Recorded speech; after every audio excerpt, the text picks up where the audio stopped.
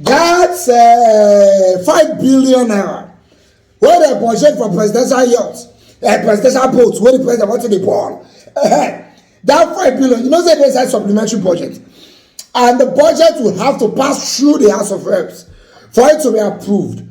As I'm talking to you now, the budget has been approved. But you see that 5 billion, House of Reps throw away and pass through the referee like that they cannot approve this rubbish. I know inside some people's mind, they say, now which the person will write this budget, will write this 5 billion, now which they warrior. I know that, but I don't say this some of their heart. So actually, they sent it out the window.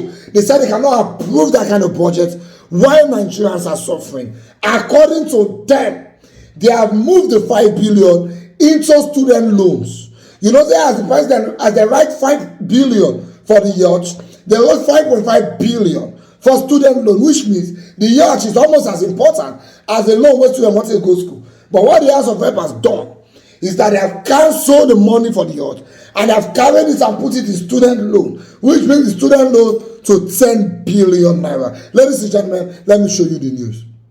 According to Daily Post, the House of Representatives have removed the controversial 5 billion naira presidential yacht from the 2023 supplementary budget. The budget was passed on Tuesday by the House after adopting the report submitted by the chairman of the Appropriations Committee, Abubakar Bichi, from Kano State. The Committee of Supply considered the recommendations of the Appropriations Committee and passed the bill. Bichi, after the passage of the budget, spoke with journalists and announced that the controversial presidential yacht was removed by the committee. He stated that the 5 billion naira was moved to the student loans, increasing the allocation for student loans to 10 billion naira as against 5.5 billion naira. The committee also increased the budgetary allocation of the Ministry of Defense from 476 billion to 546 billion naira following security concerns. Bichi also disclosed that the minimum wage for workers was considered and approved for onward transmission to the executive while promising proper legislative oversight to ensure 100% implementation.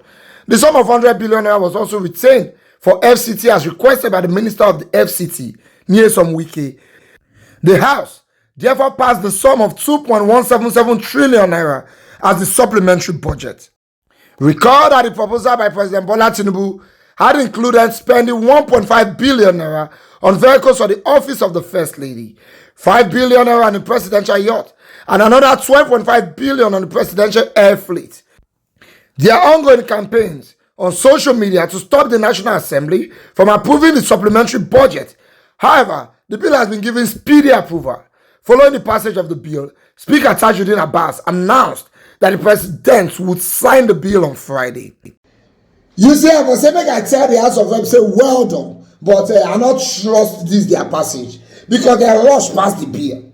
As I see Nigeria, they holla, they not pass the bill. They still rush past the bill. And if you tell me, say you don't command this 5 billion from the position of buying the presidential yacht and put it in student loan, who oversees this? Who is the money being handed over to? The same presidency. Simple, they just buy what they want to buy. You see, even America that is worth $23 trillion, the president does not have a presidential yacht.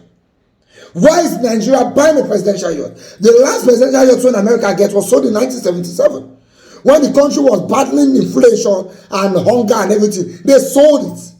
So if the country called the United States of America does not have a presidential yacht, what are we doing with the presidential yacht? Because we totally don't need it. That's one. Secondly, some people say that Navy, now they're in charge of her. So a company that said that Navy won't use her, my brother, my sister. Let me explain how these things work. Anything that works on the sea for the presidency is handled by the Navy.